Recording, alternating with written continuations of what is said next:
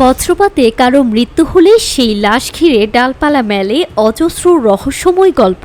জনমনে দীর্ঘদিন ধরে একটি বিশ্বাস প্রচলিত, আকাশের বিদ্যুতের সংস্পর্শে আসা এই শরীরগুলো নাকি সাধারণ মৃতদেহের মতো থাকে না। অনেকেই মনে করেন এমন লাশে প্রাকৃতিক চুম্বক তৈরি হয় বা জন্ম নেয় কোনো মূল্যবান ধাতু।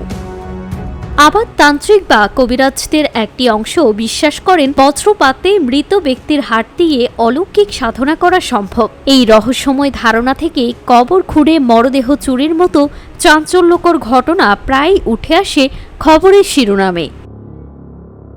কিন্তু প্রশ্ন হলো, মৃত্যুর পর সত্যিই কি শরীরের ভেতরে কোনো অলৌকিক পরিবর্তন ঘটে, নাকি সবই কুসংস্কার? কেন কিছু মানুষ এই মৃতদেহগুলোর পেছনে মরিয়া হয়ে ছুটছে?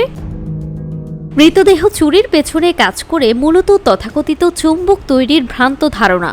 একটি চক্র বিশ্বাস করে বজ্রপাতে মৃতদেহ কোনো মহামূল্যবান উপাদানে পরিণত হয়। তবে চিকিৎসা বিজ্ঞানের ব্যাখ্যা একেবারেই ভিন্ন। ঢাকা মেডিকেল কলেজ হাসপাতালের ফরেনসিক বিভাগের বিশেষজ্ঞদের মতে, বিদ্যুৎ স্পৃষ্ট হয়ে মৃত্যু আর বজ্রপাতে মৃত্যু মূলত একই ধরনের ঘটনা।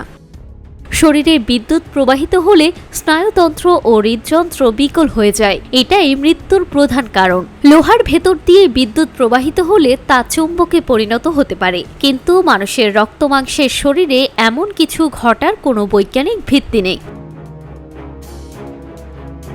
হাড় দিয়ে জাদুবিদ্যা বা অলৌকিক ক্ষমতা অর্জনের ধারণাও সম্পূর্ণ ভিত্তিহীন কুসংস্কার। আইন শৃঙ্খলা বাহিনীর পর্যবেক্ষণ বলছে, এই ভ্রান্ত বিশ্বাসকে কাজে লাগিয়ে একটি চক্র ফয়দা লুটছে। অনেক সময় মরদেহ চুরির ভয়ে স্বজনরা সাধারণ কবরের পরিবর্তে বাড়ির ভেতরে বা কংক্রিট দিয়ে পাকা কবর তৈরি করতে বাধ্য হন। এমনকি কবর দেওয়ার পর মৃতদেহ চুরি হয়ে যাওয়ার আশঙ্কায় রাত জেগে পাহারা দেন পরিবার ও প্রতিবেশীরা। Desk report, timeline.